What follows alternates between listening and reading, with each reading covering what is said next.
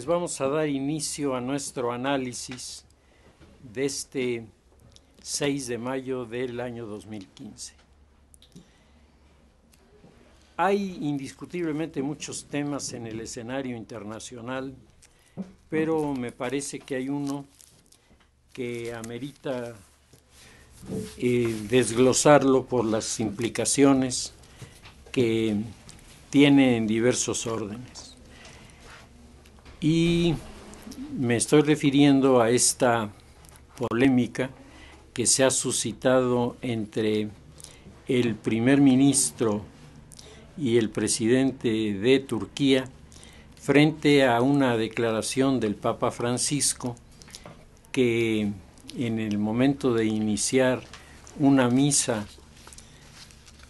para las víctimas de la persecución de los musulmanes en Armenia en 1915, se refirió a este acontecimiento como a un genocidio.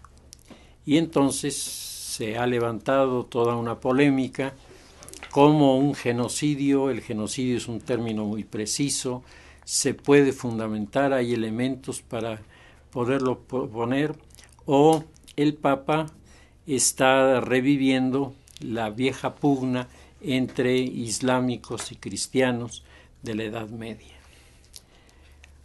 Yo creo que vale la pena revisar el tema porque estaríamos hablando de un fenómeno en el que se están cruzando diferentes líneas y se están sumando grupos y enfoques que hacen que las realidades a veces se vean tan complicadas y tan poco vinculadas con lo que nosotros conocemos.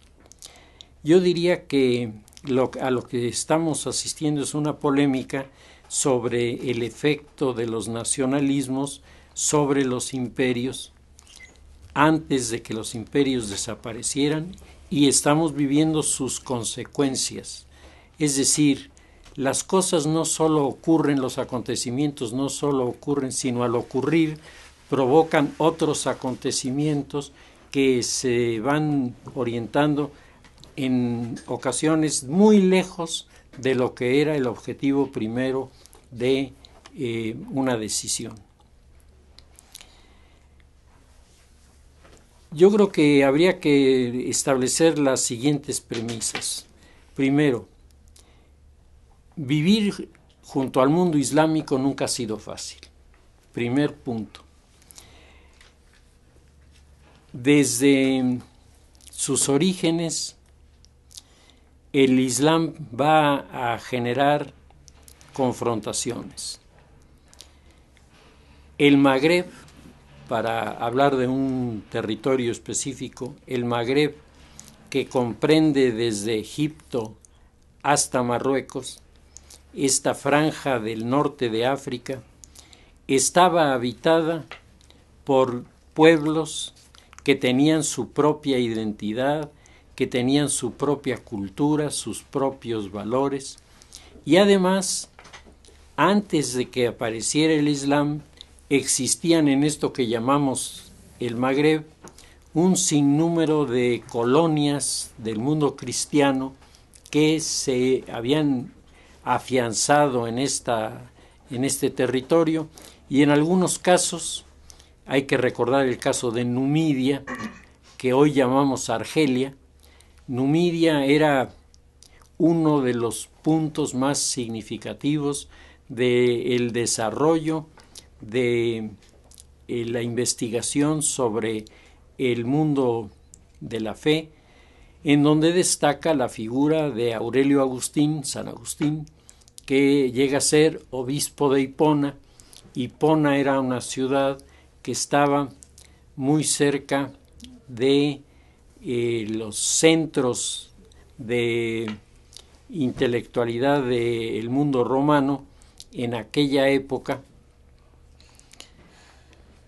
y que se vieron confrontados primero con las corrientes del maniqueísmo que irrumpió en esta zona. El maniqueísmo viene desde Persia, es el pensamiento de Zoroastro, se introduce en el mundo de los intelectuales romanos, y el mundo de los intelectuales romanos lo presenta el maniqueísmo como una visión importante para poder explicar el sentido de la vida.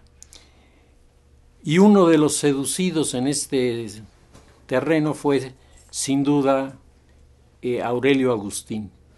Aurelio Agustín fue discípulo de los maniqueos durante muchísimo tiempo,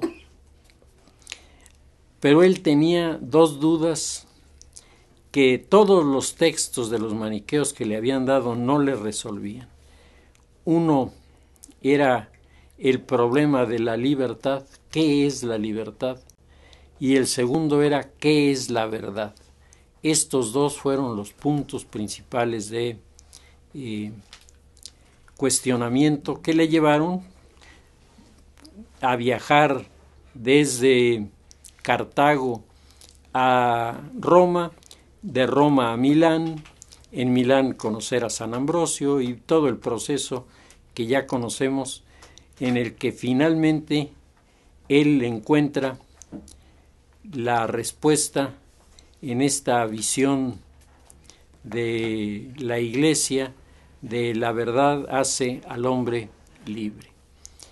Entonces, él se dedicará el resto de su vida a hacer una difusión de su pensamiento.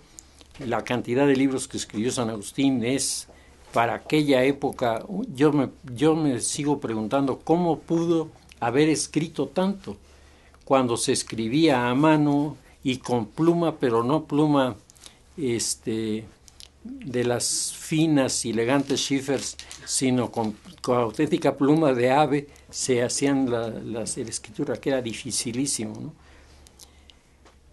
Como San Agustín, un grupo de filósofos y teólogos le dan forma a la llamada escuela de la patrística, que tiene también su presencia y que tiene también una visión de las cosas que ha sido aceptada y captada por algunos grupos cristianos que se quedan en esa región de el norte de África.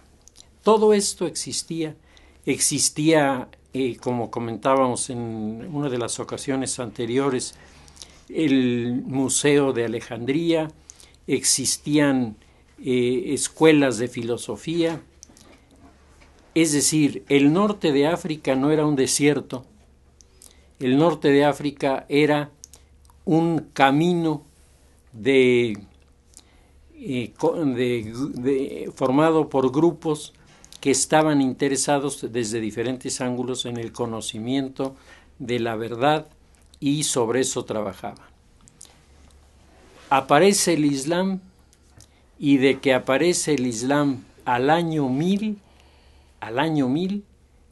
desaparecen todos estos grupos, todos los que vivían ya antes y eran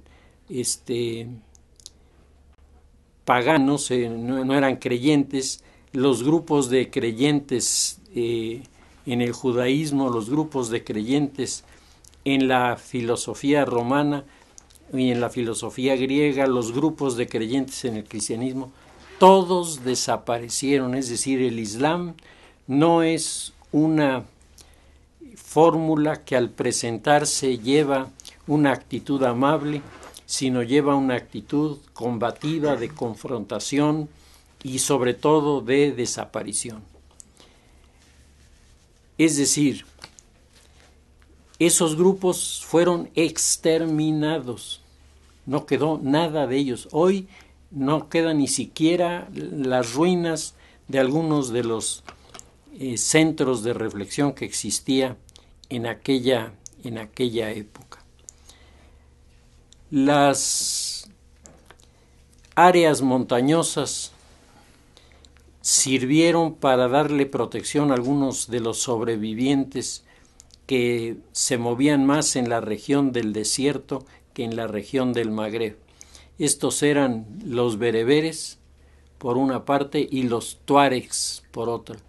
Estos dos grupos, detrás de las montañas del Atlas en Marruecos, en la zona que se llama Kabilia en Argelia, crearon toda una serie de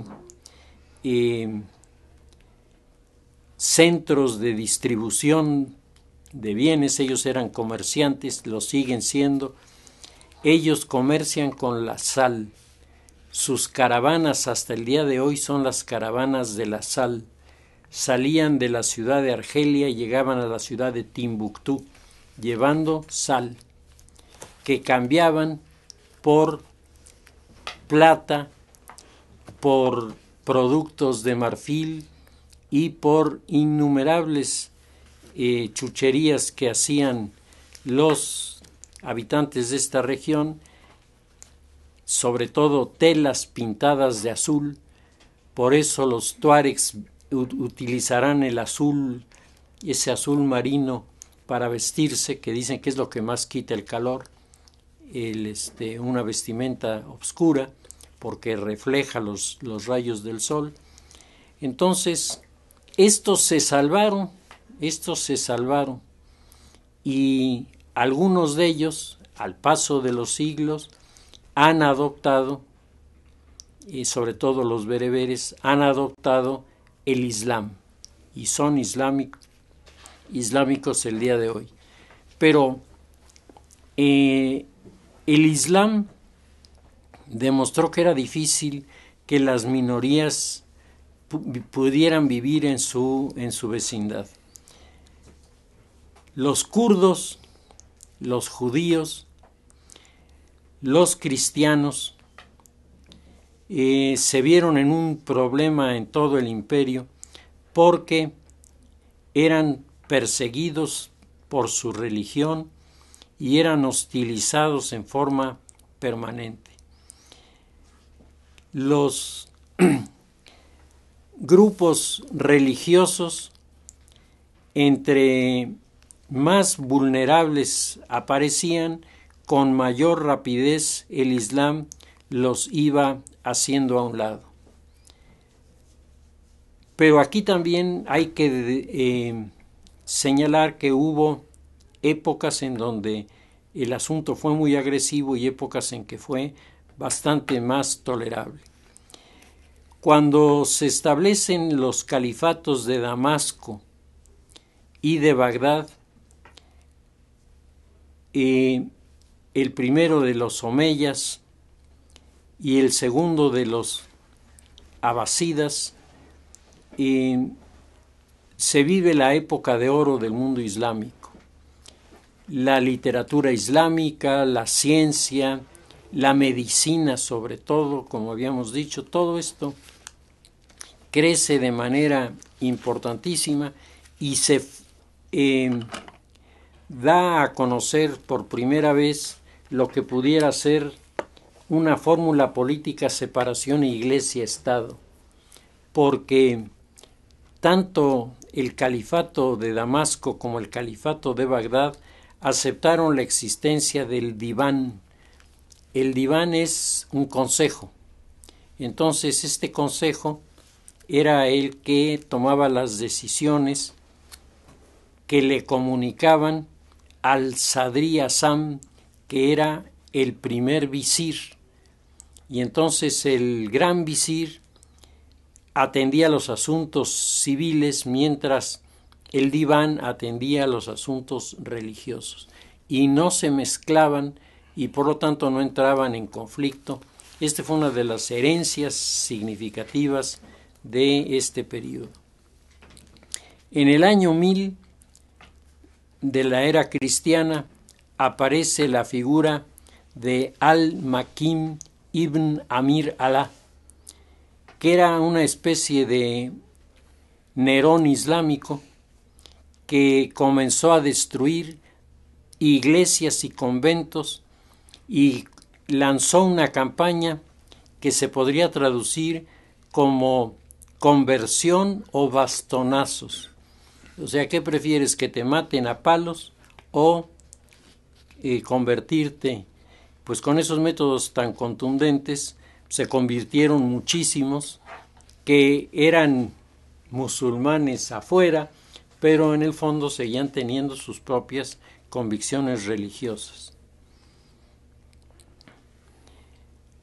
Para acabar de eliminar al cristianismo, que había iniciado un proceso de decadencia en toda esta zona, tanto en el Oriente Medio como en Egipto, los beduinos se comportaron como auténticos piratas del desierto y comenzaron a atacar en forma sistemática los conventos de los cristianos y de las diferentes formas de religiosidad, con lo que agotaron una de las venas más significativas de la reflexión que se estaba generando en estos lugares.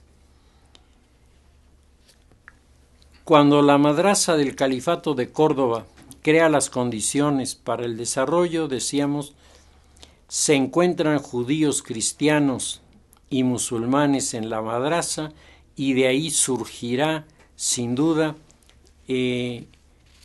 la difusión de la ciencia que en algún momento llegó a poner a los musulmanes en el liderazgo frente a Europa.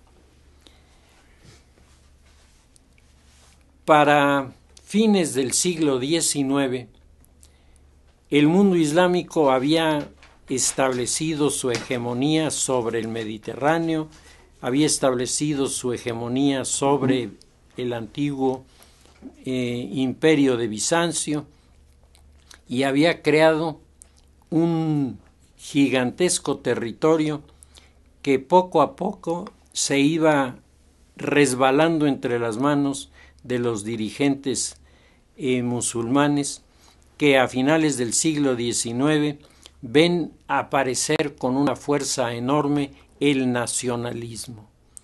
El nacionalismo no es de origen asiático, el nacionalismo es de origen europeo. Será Karl Ritter el promotor de los fundamentos del nacionalismo, y luego en cada lugar aparecieron los teóricos, y si no eran teóricos eran agitadores, moviendo las cosas a favor de el nacionalismo. Y el nacionalismo afectó al islamismo turco, precipitando el enfrentamiento finales del siglo XIX con los búlgaros, los rumanos y los serbios, que se empalma este conflicto con el genocidio de los armenios ocurrido entre 1900 y 1915. Es decir, estamos hablando de que de manera consistente se puede probar en la historia que el mundo islámico ha ido desapareciendo a cuanta minoría existía en su entorno y los ha reducido a la conversión forzada o no, pero no ha dejado posibilidades de que existieran con libertad personas de otra creencia. Y luego el mundo islámico, particularmente el Imperio Turco, choca con el pensamiento occidental del nacionalismo, que le arrebata en Europa las propiedades de Bulgaria, de Rumania y de Serbia, le presiona para darle la independencia a los griegos, y en este momento, 1915, hace 100 años exactamente, se provoca una persecución terrible en la zona fronteriza de Armenia. Armenia es, geopolíticamente hablando, un pivote estratégico. Armenia tiene una parte de su territorio con costas en el Mar Negro, otra parte de su territorio con la proximidad de los pozos petroleros de Bakú, y por otra parte tienen frontera con Siria, con Irak, con Irán y con Turquía. Es decir, están en un lugar particularmente privilegiado. Sus fronteras hacia el norte son Georgia por un lado y Rusia por el otro.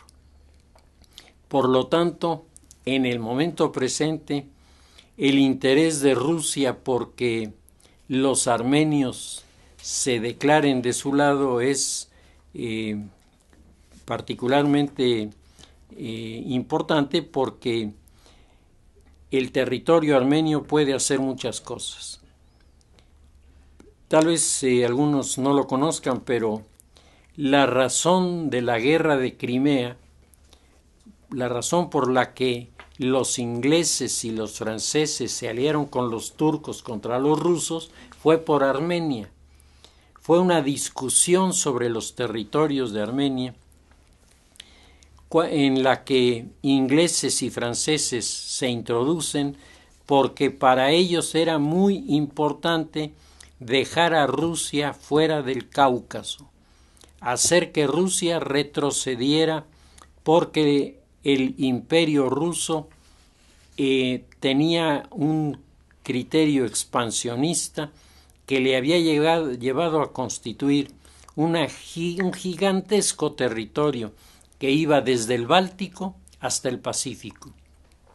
Es decir, toda la isla continental, toda la isla mundial, como le llaman los geopolíticos, toda la isla mundial estaba dominada por Rusia. Y la teoría geopolítica en boga en aquella época, la de Mackinder, decía que el país que dominaría el mundo sería el país que dominara el corazón de la isla mundial. ¿Quién dominaba el corazón de la isla mundial? Rusia. Luego Rusia iba a dominar al mundo. Estas eran las ideas que se debatían en Cambridge, se debatían en Oxford, se debatían en los centros políticos e intelectuales en los Estados Unidos, y eran el principio de toda una serie de cambios que se venían gestando ya en el mundo. Es en el territorio de Turquía donde se da la gran batalla contra las minorías nacionalistas. La respuesta de los musulmanes frente al nacionalismo europeo comenzó a generar la aparición de los primeros grupos yihadistas, es decir, los primeros grupos fundamentalistas que, sintiendo que estaban siendo atacados por el nacionalismo, decidieron contestar de manera mucho más radical. Se lanza entonces una persecución en contra de los armenios. En 1915 ya está iniciada la Primera Guerra Mundial, por lo tanto ya hay muchas categorías militares que se introducen, y la persecución alcanza una virulencia nunca antes vivida en esta región. Y la razón es que los turcos pensaron que era posible exterminar a estos grupos, que carecían de un armamento para confrontar al ejército turco. Pero el conflicto se complicó al intervenir Rusia en favor de los armenios alegando que estos eran cristianos ortodoxos, mientras Francia desembarcaba tropas y enviaba barcos de guerra, alegando que los maronitas eran católicos y los melquitas también. El brutal comportamiento de los turcos contra los drusos y los judíos provocó el repudio mundial a estos excesos. La intervención de las potencias europeas aplacó la furia fundamental en Turquía, pero al mismo tiempo comenzaron a aparecer polémicas sobre si había sido genocidio o no había sido genocidio. Hoy, a 100 años de distancia, los turcos públicamente han negado los alcances de la persecución y han dicho que el Papa está tratando de revivir el conflicto medieval entre el Islam y el catolicismo. La comunidad internacional ha respondido en una sesión del Parlamento Europeo que acusa a Turquía del delito de genocidio, antecedente de los crímenes del yihadismo del Estado Islámico. Y entonces las cosas se van poniendo cada vez más enredadas y cada vez más graves. ¿Qué ocurre en 1915 en Armenia? En Armenia son asesinados, según los datos de los investigadores, 1,5 millones de armenios. 1,5 millones de armenios era la mitad de la población de Armenia. Esta es la razón por la que el término genocidio cabe dentro del tema, aunque Recep Tayyip Erdogan, que es el actual presidente de Turquía, piense de manera diferente. Las ciudades armenias destruidas por los turcos en 1915 fueron Sivas, en donde 30.000 armenios resultaron asesinados, Deir ez-Zor, ciudad en la que entre 300 o 400.000 armenios fueron asesinados, era una de las ciudades grandes, la ciudad de Bitlis, en donde 15.000 armenios resultaron asesinados, más todas las persecuciones que se desencadenaron en este territorio, mientras el grupo del yihadismo islámico en Egipto creaba la hermandad musulmana de Hassan Banna, que comenzó a golpear a los coptos, que son cristianos egipcios, que tienen su propia visión de la religión. Ellos no están unidos a la Iglesia Católica. Los melquitas, que son una escuela fundada en alguno de los padres de la patrística en Alejandría, y varios otros grupos que existen en esta zona, que son pequeñitos y que precisamente por ser muy pacíficos no habían sido atacados. En 1915 el mensaje fue: no queremos minorías dentro del territorio de Turquía, y necesitamos prácticamente erradicar cualquier forma diferente de interpretar la realidad religiosa para no tener aquí constantemente dificultades, sobre todo con los jóvenes. ¿Qué es el genocidio? La palabra es un neologismo creado por un jurista judío de origen polaco llamado Rafael Lemkin, quien unió la raíz griega geno, raza, y la raíz latina sidio, matar. Legalmente, la Convención sobre Genocidio de 1948 define este crimen como aquel que tiene la intención de destruir totalmente o en parte un grupo nacional, étnico o racial. Y establece que el fenómeno no es solo de los turcos, o sea, hay varios ejemplos desgraciadamente en el mundo, entre otros el de los ibos y los tutsis en el Congo, en donde la intención de unos y de otros ha sido la del exterminio del de allá enfrente.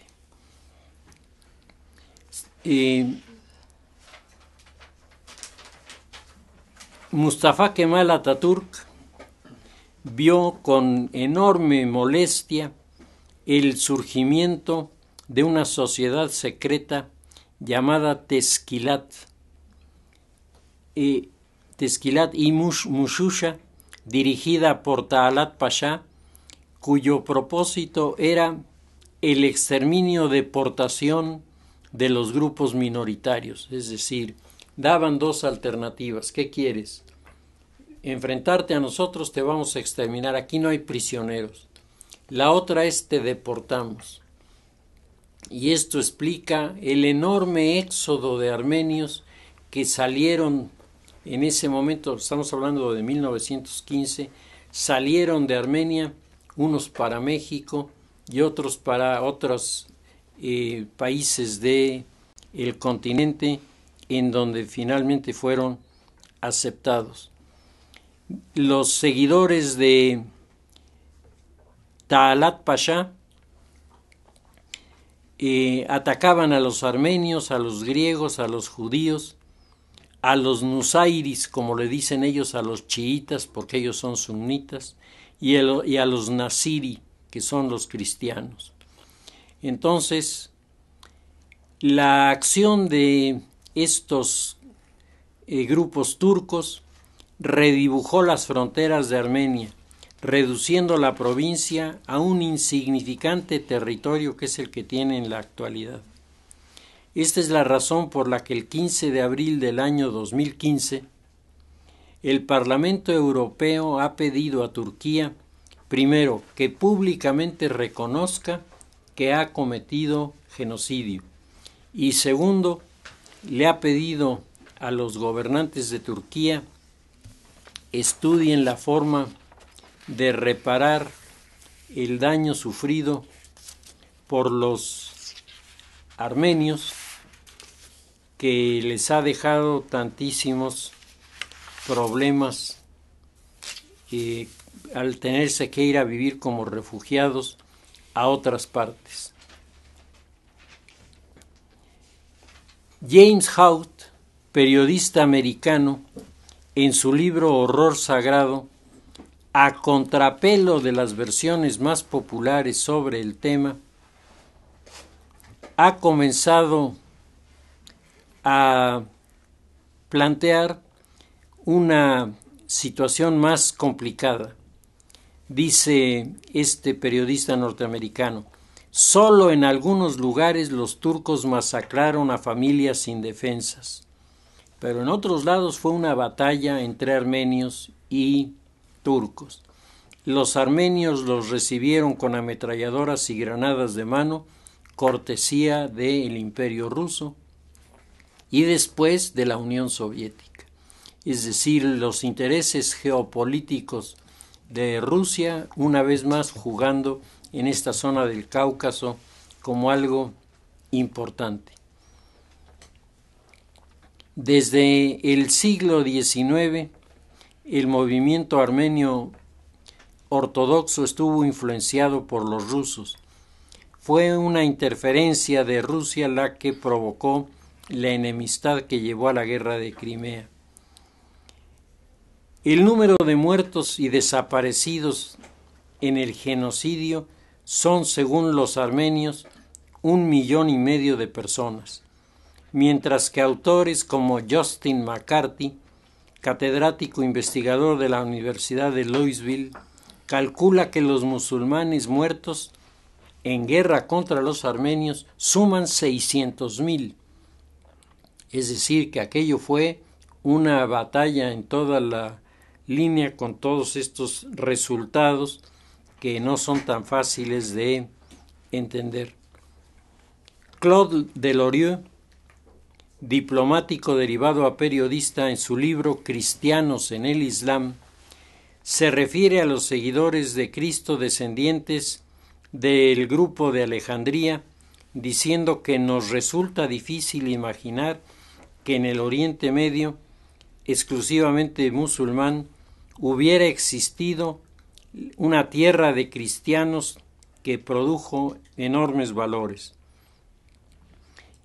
Nos recuerda que en 1552 la Iglesia Católica reconoce la existencia de la Iglesia Católica de Caldea, que es un ritual muy peculiar y está asentado en lo que hoy es Irak. La Iglesia Católica reconoce a la Iglesia Católica de Siria, que no obedece al Papa, pero que insiste en llamarse católica. La Iglesia Católica griega, que toma el nombre de Iglesia Melquita.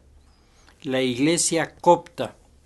Y por último la Iglesia Católica Armenia, escindida más tarde por una conversión numerosa a la Iglesia Ortodoxa rusa. Hubo también en la región de Turquía una iglesia nestoriana ajena a Roma y a Bizancio, que el nestorianismo fue una manifestación religiosa particularmente exitosa en esta región, que chocó con la interpretación religioso-teológica de los bizantinos. La emperatriz Pulqueria, hija del emperador Teodosio, fue la que junto con su marido, el emperador Marciano, se enfrentaron a los nestorianos y los arrojaron lejos de sus fronteras. Pero el nestorianismo siguió creciendo de manera impresionante hasta que los turcos se adueñaron del territorio y entonces comenzó a desaparecer, y hoy quedan vestigios pequeños, pero de aquellas comunidades del pasado no queda absolutamente nada. Frente a todos estos datos, la pregunta que queda es entonces ¿quién tiene la razón? Y yo pienso que más que acostumbrarnos a buscar un ganador y un perdedor en todas y cada una de las cosas, lo que nos interesa es entender qué ha pasado. Y lo que ha pasado en este territorio de Armenia es que como espacio geográfico, Armenia resulta importantísimo para quien quiera dominar el Cáucaso.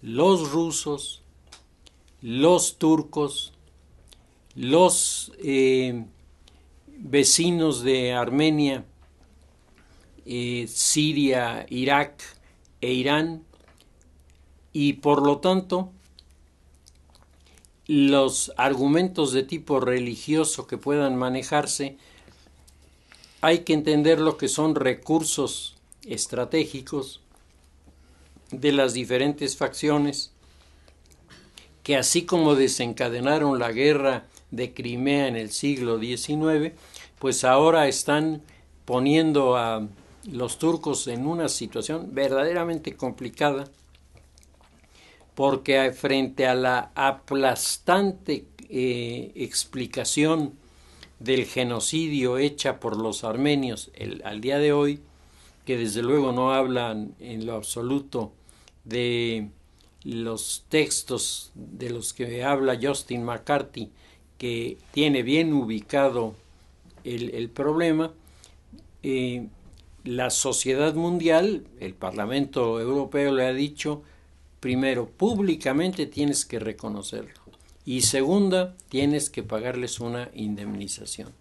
Yo no sé si la segunda parte llegue a cumplirse, pero la presión para que los turcos reconozcan es muy fuerte y los turcos están manifestando particularmente en sus publicaciones que la responsabilidad de todo lo que ocurre no tiene nada que ver con los hechos en Armenia, tiene que ver con una declaración del Papa que está tratando de revivir el conflicto con el mundo cristiano, y con esto vuelve a aparecer otro argumento que nos acerca desafortunadamente a la visión de Huntington, que nos advierte en su libro Guerra de Civilizaciones que el mundo cristiano y el mundo musulmán están condenados inevitablemente a confrontarse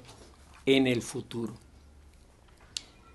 Bueno, pues es curioso porque mientras el mundo musulmán ciertamente se vuelve cada vez más fundamentalista y además se identifica como musulmán, lo que del otro lado llaman el mundo cristiano cada vez se desdibuja más en su cristianismo.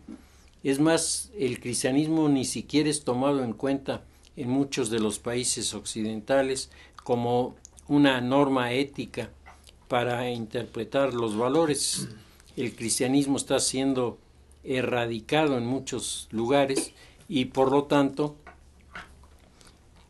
pensar en el enfrentamiento entre musulmanes y cristianos pondría una interrogante. Lo que sí es más preciso, el mundo musulmán identifica como los cristianos, aunque no se puedan demostrar así, es a los norteamericanos. O sea, Estados Unidos es el gran cruzado, el gran cruzari en contra del Islam en estos territorios.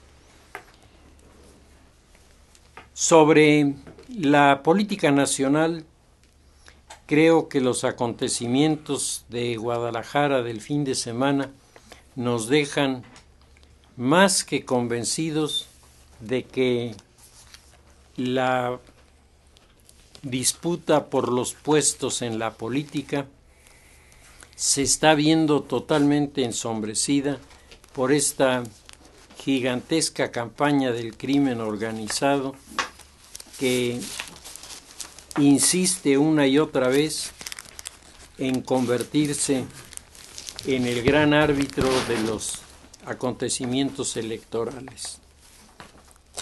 ¿Qué es lo que está sucediendo?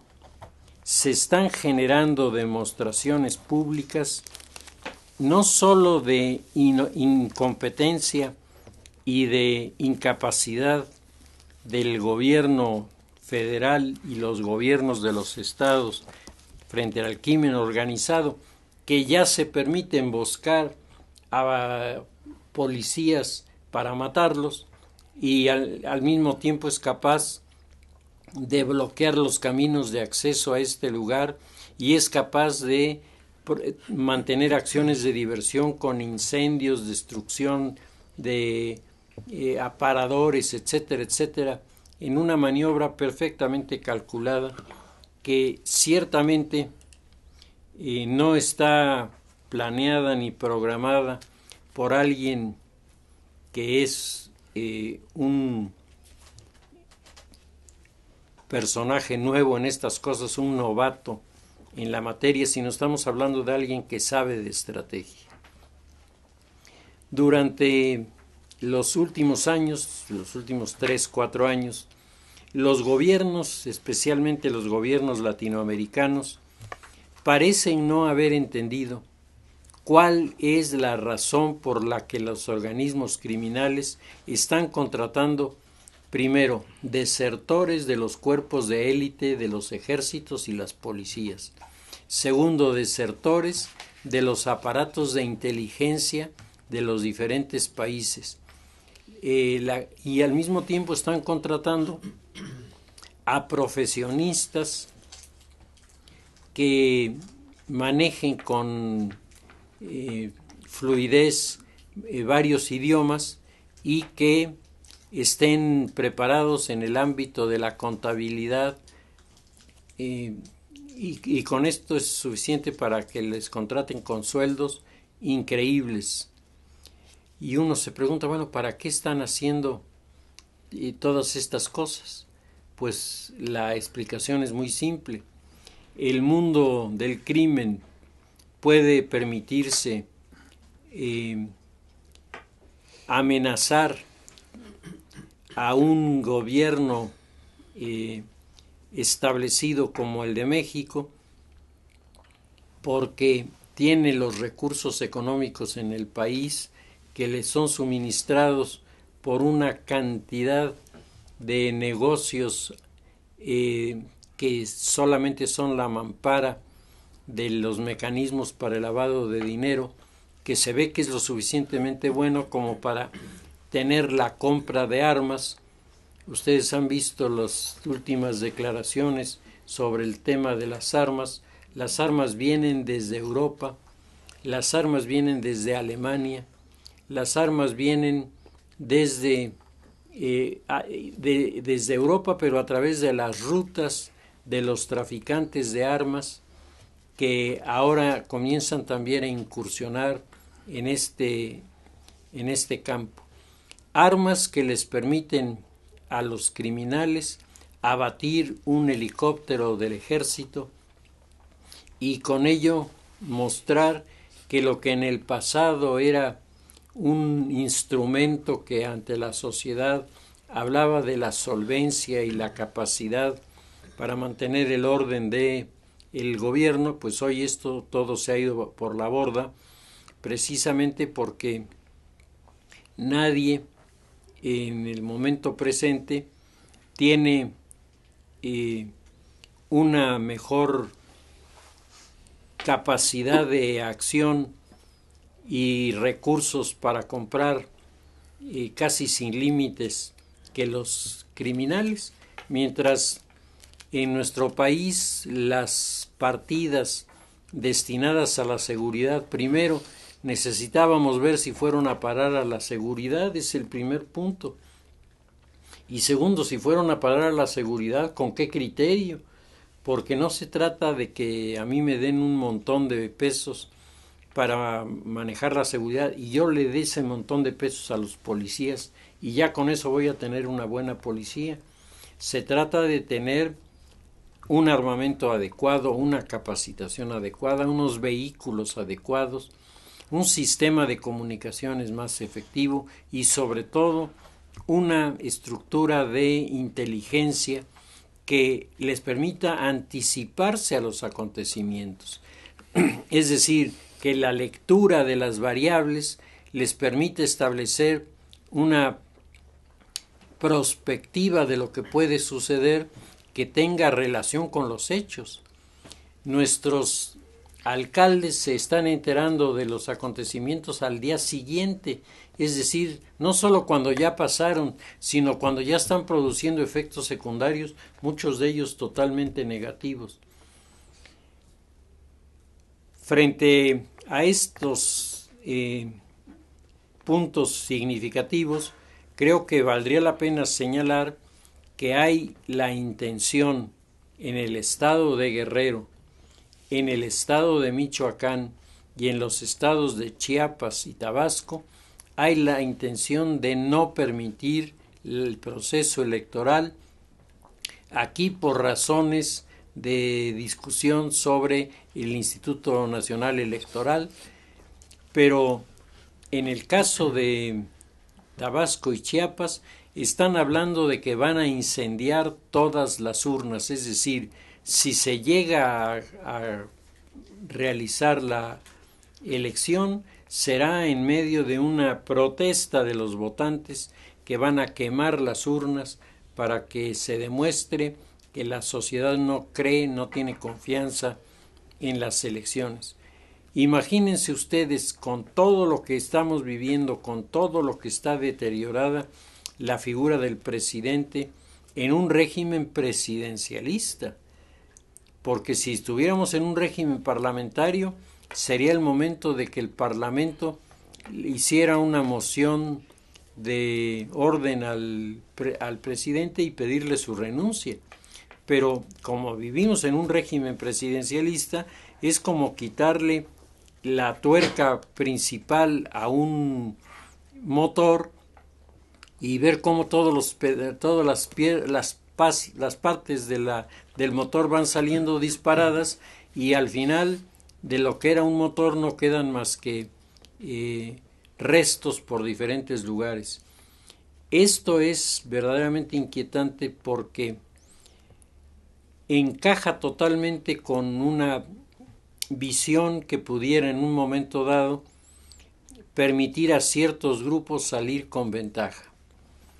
En una sociedad que pretende seguir el modelo liberal e igualitario de la democracia representativa, en un régimen que tiene estas características, ¿qué puede haber más destructivo que el convencimiento de la sociedad de la inoperancia del gobierno? Y si los partidos ya no tienen influencia, les he insistido varias veces en esa fotografía impresionante en el Perú de un chiquillo que lleva una leyenda que dice "fuera todos", y entonces uno dice, bueno, si se van todos, ¿quién queda si se fueron todos?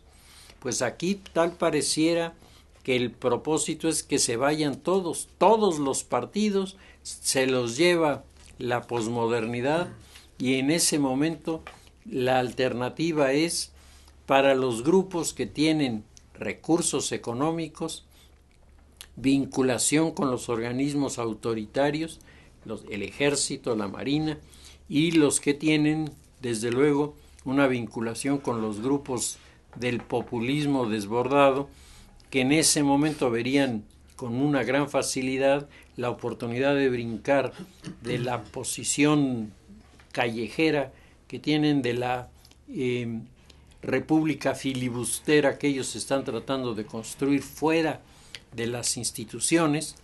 Tendrían la puerta abierta para adueñarse del poder, apoyados además por una enorme cantidad de personas en el país que durante los últimos 6 años ha vivido este bombardeo sistemático e irresponsable en contra de la democracia y en contra de las instituciones democráticas, y las condiciones para el establecimiento de un modelo semejante al de Evo Morales o al de Hugo Chávez, pues se multiplican en un escenario así. Pues las condiciones de la elección se ven muy enredadas, y la campaña publicitaria de los partidos es lo más triste que yo recuerdo en mi vida. Qué falta de imaginación, qué falta de visión sobre lo que es la propaganda para ganar adeptos. Aquí se están apostando por el black marketing, se están apostando por las campañas negras. Señala cuántos de tus adversarios no han presentado declaración de impuestos. Mira a este que se compró una camioneta que no podría pagar con sus ingresos. Todo es descalifica al de enfrente. No votes por aquel.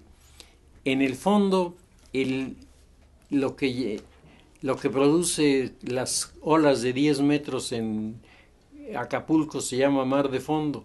Es un movimiento allá abajo de las corrientes submarinas que sale arriba con estas espeluznantes imágenes de una ola de 10 metros, nada más imagínensela. Pues igual está ocurriendo en el campo de la política, las corrientes que chocan allá abajo, que están presentando este cuadro tan difícil, pueden producir un efecto de mar de fondo y crear una ola social de rebelión que, al igual que lo que ha pasado en la primavera del norte de África, nos rebote en una situación semejante, provocando la caída de este gobierno y abriéndole la puerta a la república filibustera para brincar a los puestos de poder.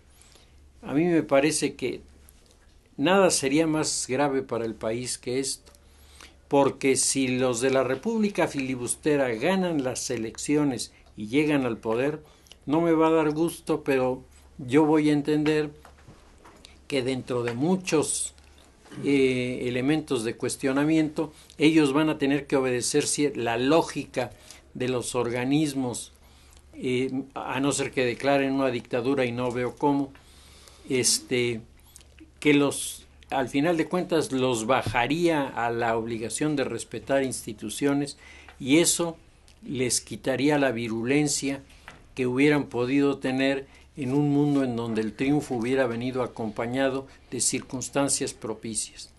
A mí lo que me preocupa es el despedazamiento del modelo político mexicano y la incapacidad de las organizaciones políticas en el país para hacer frente a una crisis de este tamaño. Eso es lo que a mí me preocupa.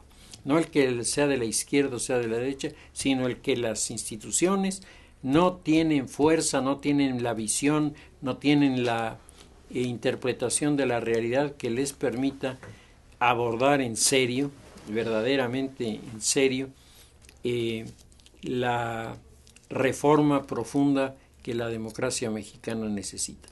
Pues si les parece, dejamos nuestro tema allí y continuaremos la semana próxima.